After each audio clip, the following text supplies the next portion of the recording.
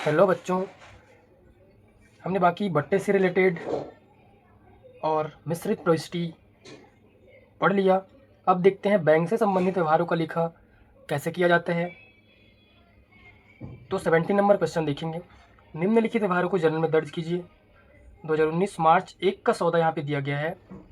चालू खाता खोलने हेतु बैंक में जमा कराए। चालू खाता जो है व्यापार के लिए खोला जाता है।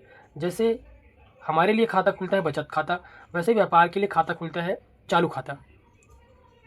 चालू खाता व्यापार के लिए खोला जाता है और चालू खाता खोलने हेतु बैंक में जमा कराए। तो चालू खाता को सिर्फ बैंक खाता बोला जाता है। इसके लिए सिर्फ बैंक खाता यूज होता है व्यापार में, क्योंकि ये व्यापार का नॉर्मल अकाउंट होता है। जैसे हमारे लिए एक बचत खाता खुलता है, वैसे ही व्यापार के लिए नॉर्मल अकाउंट चालू खाता खुलता है, तो इसको बैंक खाता ही बोलते हैं। बाकी अगर सावधि जमा खाता, स्थायी जमा खाता ऐसा अगर दिया है तो उनका नाम लिखते हैं, लेकिन चालू खाता को सिर्फ बैंक खाता बोला जाता है। चालू खाता खोलने हेतु बैंक में जमा कराएं। अब देखते हैं बैंक में हम जमा कराते हैं तो बैंक को हम कृत्रिम व्यक्ति मानते हैं, और अगर बैंक पाता है तो बैंक को विकलन करेंगे, बैंक देता है तो बैंक को समाकलन करेंगे। यहाँ पर अगर चालू खाता खोलने हेतु बैंक में जमा किए, अगर हम बैंक में जमा करते हैं, जो व्यापारी है वो बैंक में जमा करता है तो बैंक पैसा को पाएगा, तो पाने वाला व्यक्ति बैंक हुआ, इसलिए यहाँ पे बैंक को विकलन करेंगे। उसके बाद सेकंड चीज़, हमारे व्यापार से क्या जा रहा है, जो व्यापारी है उसके व्यापार से क्या जा रहा है, रोकड़। तो जाने वाली वस्तु होती है समाकलन, यहाँ पे रोकड़ खाता समाकलन होगा। जब भी कोई खाता खोलने के लिए बैंक में जमा कराएंगे तो बैंक खाता विकलन होगा। अगर वो चालू खाता है तो, अगर सावधि जमा खाता, स्थायी जमा खाता है तो उनके नाम से एंट्री होती है। चालू खाता को सिर्फ बैंक खाता बोलते हैं, तो बैंक खाता विकलन होगा और हमारे व्यापार से रोकड़ जाएगा तो रोकड़ खाता समाकलन होगा। यहाँ पे बैंक को हम एक व्यक्ति मानेंगे, कृत्रिम व्यक्ति, और इसको एक व्यक्ति मानकर ही सारे सौदों की एंट्री करते जाएंगे। तो ये हमारा प्रारूप बन गया, फॉर्मेट बन गया। इस फॉर्मेट में हम एंट्री करते जाएंगे। तो पहला सौदा हमने पढ़ा, चालू खाता खोलने हेतु बैंक में जमा किए। चालू खाता को सिर्फ बैंक खाता बोलते हैं, और इसकी जब एंट्री करते हैं तो उसको लिखा जाता है बैंक खाता। चालू खाता में जमा करेंगे तो चालू खाता मीन्स बैंक खाता पाएगा। पाने वाला अगर व्यक्ति बैंक है तो उसको विकलन करेंगे, अगर देने वाला व्यक्ति है तो समाकलन करेंगे। व्यापारी की जगह मैंने बोला था अपने आप को रखना है, हम अपने आप को रखेंगे। अगर हम बैंक में जमा करेंगे तो बैंक हमारा पैसा पाएगा, तो बैंक सामने वाला व्यक्ति हुआ जो पाने वाला है। पाने वाले व्यक्ति को विकलन करते हैं, तो यहाँ पे बैंक खाता को विकलन करेंगे। चालू खाता को सिर्फ बैंक खाता लिखा जाता है। अगर इस जगह सावधि जमा खाता होता, स्थायी जमा खाता होता, और स्थायी जमा खाता खोलने तो बैंक में पैसा जमा कर रहे हैं, रोकड़ जमा कर रहे हैं, ऐसा होता तो वहाँ पे उसका नाम लिखते सावधि जमा खाता विकलन या स्थायी जमा खाता विकलन। यहाँ पर चालू खाता बोला गया है। चालू खाता को बैंक का, व्यापार का एक नॉर्मल अकाउंट माना जाता है, तो इसको सिर्फ बैंक खाता लिखते हैं। तो बैंक तो पा गया, बैंक को विकलन कर दिए। उसके बाद अब समाकलन क्या चीज़ होगी वो देखना है हमको। तो अगर हम पैसा जमा करेंगे तो हमारे व्यापार से जो चीज़ जाएगा उसको समाकलन करेंगे। पैसा जमा करेंगे तो ऑब्वियसली पैसा जाएगा, रोकड़ जाएगा, रोकड़ खाता से नरेशन देंगे। चालू खाता खोलने हेतु बैंक में जमा किए।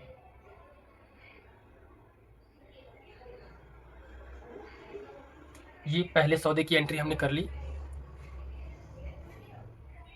उसके बाद अमाउंट लिखना है। बैंक खाता विकलन हुआ है, विकलन साइड में 30,000 लिखेंगे, समाकलन पक्ष में 30,000। दोनों साइड का टोटल सेम आना चाहिए, ये जर्नल का नियम है। मार्च 3 का सौदा है, बैंक से कार्यालयीन उपयोग के लिए निकाले। सेकंड उसके बाद है मार्च 3 को ही निजी उपयोग के लिए आहरित किए। बैंक से कार्यालयीन उपयोग के लिए निकालते हैं तो प्रविष्टि होती है। कार्यालय उपयोग के लिए जब बैंक से पैसा निकालेंगे तो हमारे व्यापार में पैसा आएगा, रोकड़ आएगा। आने वाली वस्तु होती है विकलन, तो रोकड़ खाता विकलन करेंगे। उसके बाद हम निकाल रहे हैं बैंक से, तो हमको पैसा देगा बैंक, देने वाला व्यक्ति होगा बैंक, तो देने वाला व्यक्ति समाकलन होता है। तो इसकी प्रविष्टि करेंगे रोकड़ खाता विकलन बैंक खाता से। उसके नीचे दिया गया है निजी उपयोग के लिए आहरित किए। निजी उपयोग के लिए आहरित किए मीन्स पर्सनल यूज़ के लिए हम निकाल रहे हैं, और पर्सनल यूज़ के लिए, निजी उपयोग के लिए अगर निकाला जाता है तो उसे आहरण बोलते हैं।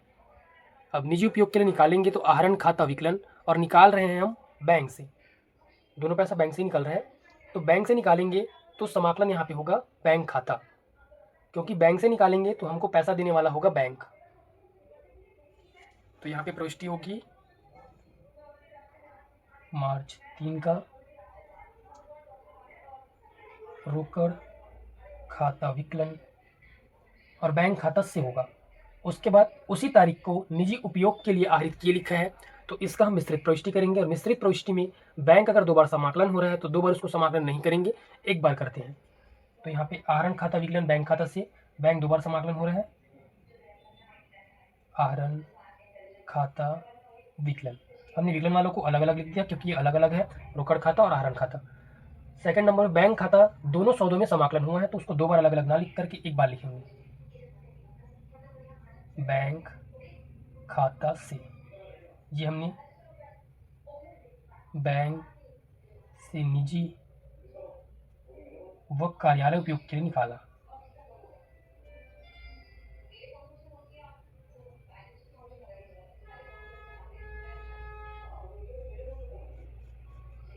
जो हमने एंट्री कर ली। अब रोकड़ खाता हमने निकाला है कार्यालय उपयोग के लिए और निजी उपयोग के लिए निकाला है, तो उसको बोलते हैं आहरण। तो कार्यालय के लिए निकाले हैं, उसके लिए हमने विकलन किया है रोकड़ खाता को। तो कार्यालय के लिए 5000 रुपये निकाले, तो रोकड़ खाता विकलन में लिखेंगे 5000 रुपया। निजी उपयोग के लिए हमने आहरित किए 1000 रुपया, निजी उपयोग के लिए हमने प्रविष्टि किया आहरण को, तो आहरण में लिखेंगे 1000 रुपया। टोटल 5 और 1 6000 रुपये हम बैंक से निकाले, तो दोनों को जोड़ के लिखेंगे 6000 रुपया बैंक में। मार्च 5 का सौदा है, राम से माल खरीदा एवं चेक से भुगतान किया।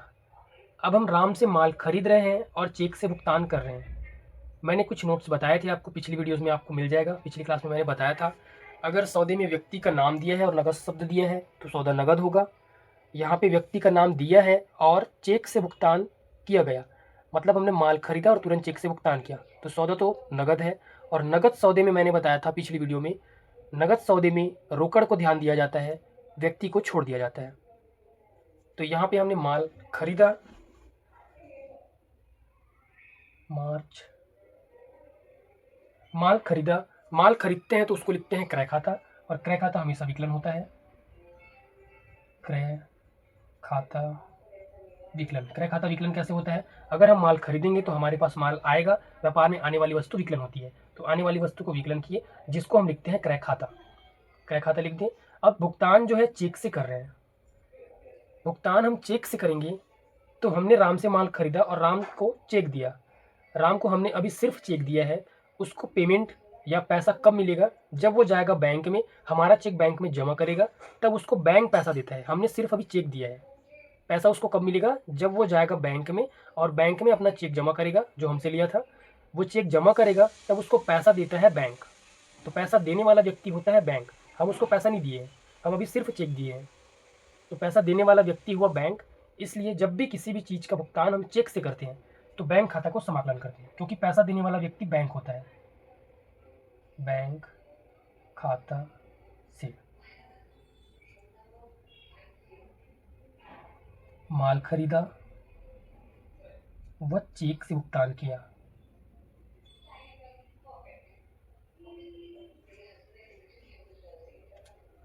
हमने माल खरीदा है 4000 रुपये का, 4000 हमने लिख दिया। दोनों साइड का टोटल सेम आता है, अलग अलग अमाउंट नहीं आना चाहिए।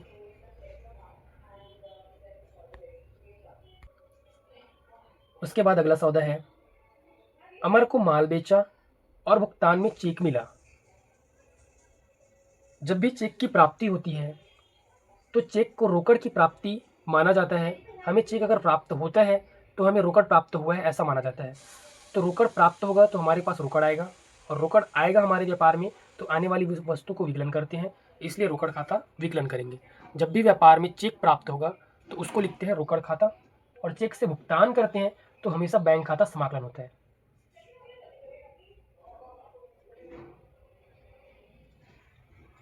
अमर को माल बेचा और भुगतान में चेक मिला। हमने माल बेचा है अमर को और भुगतान में चेक मिला, चेक तुरंत मिला। इसका मतलब यह है कि सौदा नगद है, और नगद सौदे में व्यक्ति को ध्यान नहीं दिया जाता है, रोकड़ को ध्यान दिया जाता है। तो हमने माल बेचा और भुगतान में चेक मिला, चेक मिला है, चेक मिलता है तो उसको रोकड़ की प्राप्ति मानी जाती है। तो हमारे पास रोकड़ आ रहा है, आने वाली वस्तु होती है विकलन। तो रोकड़ खाता को विकलन करेंगे, रोकड़ आ रहा है। उसके बाद हम यहाँ पे काम कर रहे हैं बेचने का, और बेचने के काम को बोलते हैं विक्रय, और विक्रय खाता हमेशा समाकलन होता है। समाकलन कैसे होता है? हम अगर माल बेचेंगे तो हमारे व्यापार से माल जाएगा और जाने वाली वस्तु होती है समाकलन, तो समाकलन करेंगे जिसको लिखते हैं हम विक्रय खाता। रोकड़ खाता विकलन विक्रय खाता से, जो हमने एंट्री कर ली, माल बेचा व चेक मिला। जब भी चेक प्राप्त होगा तो उसको लिखते हैं रोकड़ खाता विकलन, मतलब चेक के रूप में हमारे पास रोकड़ आता है, इसको ऐसा ही माना जाता है। जब भी चेक प्राप्त होगा तो रोकड़ की प्राप्ति मानी जाती है। उसको अमाउंट लिखेंगे 12,000 रुपया, 12,000 विकलन में और 12,000 ये समाकलन में। अभी अमर से चेक प्राप्त हुआ था 10 तारीख को, अभी हमने माल बेचा और हमको चेक प्राप्त हुआ। अब अगले सौदे में बोला गया है मार्च 17 को अमर से प्राप्त चेक बैंक में जमा किया।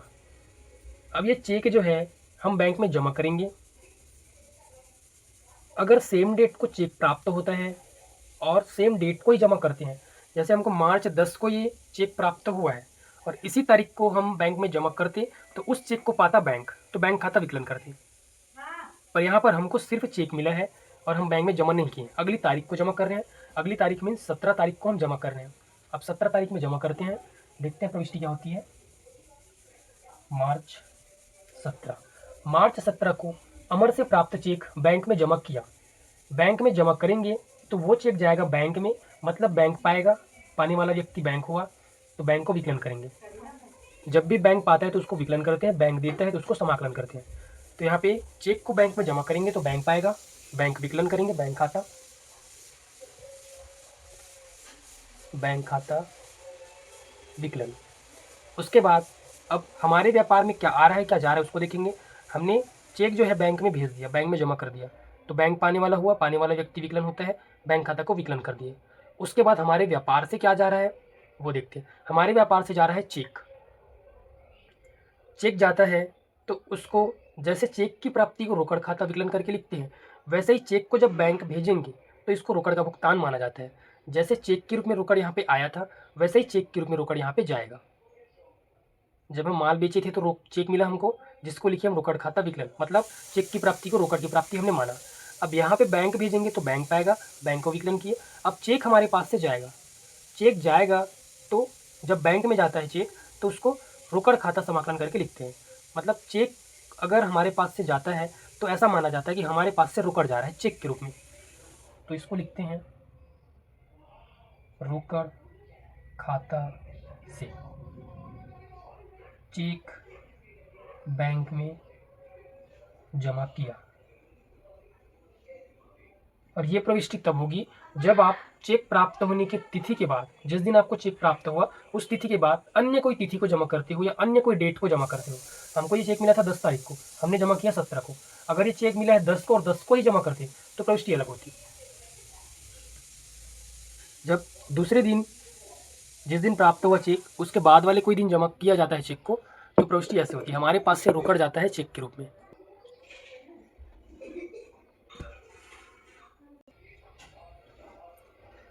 अब यहाँ पर हमने प्रविष्टि तो कर ली, इसका अमाउंट यहाँ पे नहीं दिया है, अमाउंट नहीं दिया है उसके साइड में।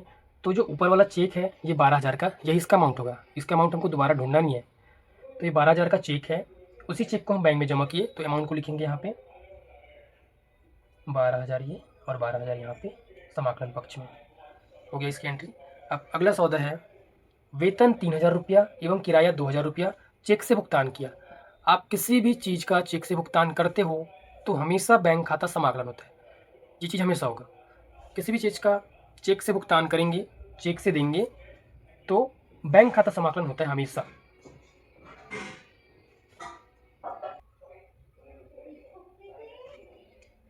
मार्च 25 का सौदा देखते हैं। वेतन दिया और किराया दिया चेक से। वेतन अगर देंगे तो वेतन हमारे लिए खर्च है, अगर वेतन प्राप्त होता तो लाभ होता।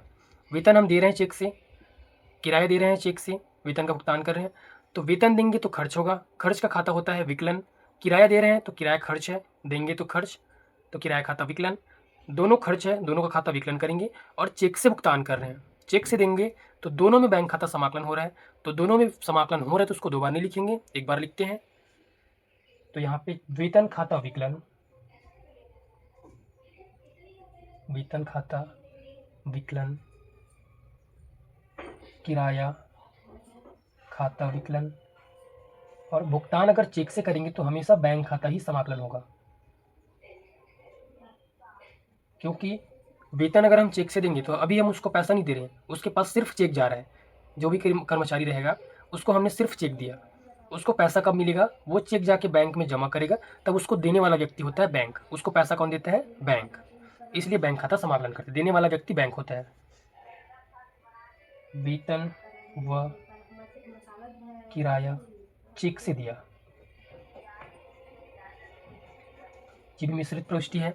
वेतन जितना रुपया दिया है, वेतन में वेतन विकलन हुआ है, विकलन में लिख देते हैं 3000 रुपया। किराया विकलन हुआ है, किराए में लिख देते हैं 2000 रुपया, किराए की राशि 2000 रुपया है। दोनों को जोड़ के बैंक खाता समाकलन में लिख देते हैं ये 5000 रुपया। ये मिश्रित प्रविष्टि है। मिश्रित प्रविष्टि आप पिछले वीडियो में देख सकते हो कैसे करते हैं। लास्ट सौदा, निजी उपयोग के लिए माल निकाला।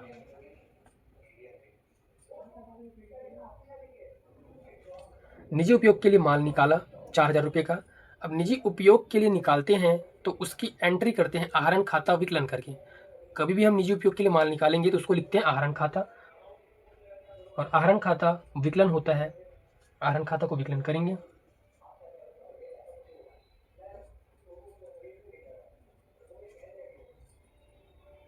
आहरण खाता विकलन कर दिए। अब कौन सा खाता समाकलन होगा ये देखते हैं। हम अगर अपने व्यापार में माल खरीदते हैं तो हमारे व्यापार में माल आता है, जिसको लिखते हैं क्रय खाता। अब हम अपने व्यापार से माल निकाल रहे हैं तो हमारे व्यापार से माल जाएगा, उसको भी लिखेंगे क्रय खाता। जैसे खरीदते हैं माल तो क्रय खाता विकलन करते हैं, हमारे व्यापार में माल आता है, अब हमारे व्यापार से माल जाएगा क्योंकि हम माल निकाल रहे हैं अपने निजी उपयोग के लिए, तो माल जाएगा, जाने वाली वस्तु को लिखते हैं समाकलन, और माल जाएगा तो उसको समाकलन करेंगे और लिखते हैं क्रय खाता। क्रय खाता से हमारे व्यापार से माल गया तो जाने वाला वस्तु समाकलन किए, जिसको लिखते हैं क्रय खाता। अगर हम माल खरीदते हैं तो उसको विकलन करते हैं क्योंकि हमारे व्यापार में माल आता है, और क्रय खाता को विकलन करते हैं। निजी उपयोग हेतु माल निकाला।